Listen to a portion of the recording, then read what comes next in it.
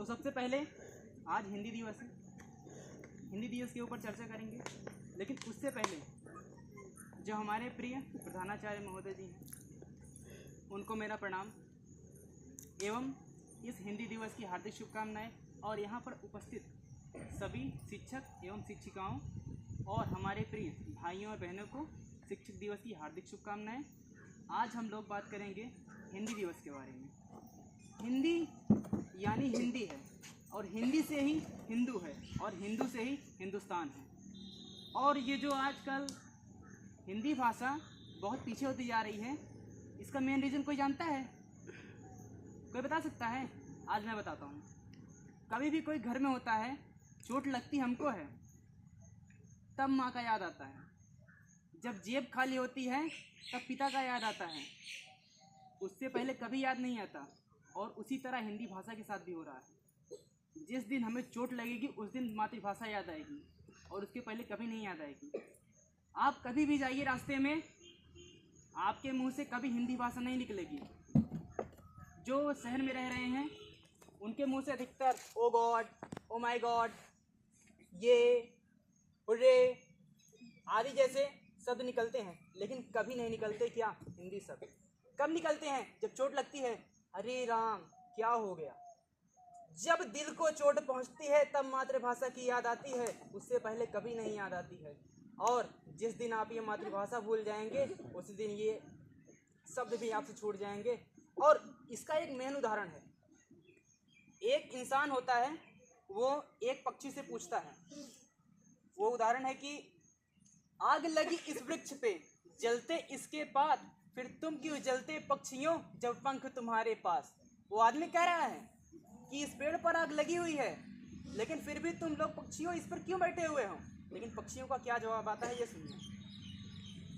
फल खाए इस वृक्ष के, बीट लतेड़े पात, यही हमारा धर्म है, मरे इसी के साथ। इसका मतलब ये है कि जिस मातृभूमि को हमने अपने दिल में बसा कर रखा है, जिस हिंदी भाषा को हमने दिल में बसा कर रखा है, उसके लिए हम अपनी जान तक दे देंगे।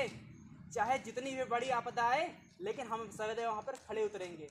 हिंदी भाषा हमारी मातृभाषा है और मातृभाषा के लिए हम कुछ भी कर सकते हैं। और एक और उदाहरण है कि प्रीति न कीजिए पंछी जैसी, जल पावे उड़ जाए। कि प्रीति न कीजिए पंछी जैसी, जल पावे उड़ जाए, प्रीति तो कीजिए मछली जैसी, जल सूखे मर जाए। अपनी मातृभाषा से प्रेम करना है तो उस तरह मत कीजिए कि मातृभाषा पर संकट आए तो वहाँ से भाग जाइए।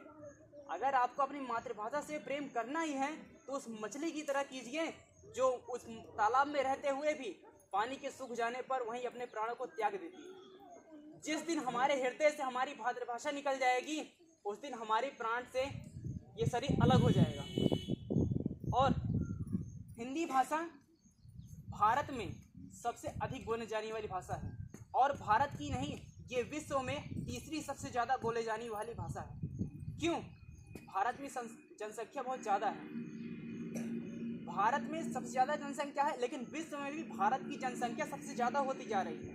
लेकिन हिंदी की भाषा हमेशा गिरती चली जा रही है। क्यों गिरती जा रही है? एक बात याद रखिएगा, कभी कोई इंसान खुद नहीं गिरता है, उसके आसपास के लोग ही उसे गिराते हैं।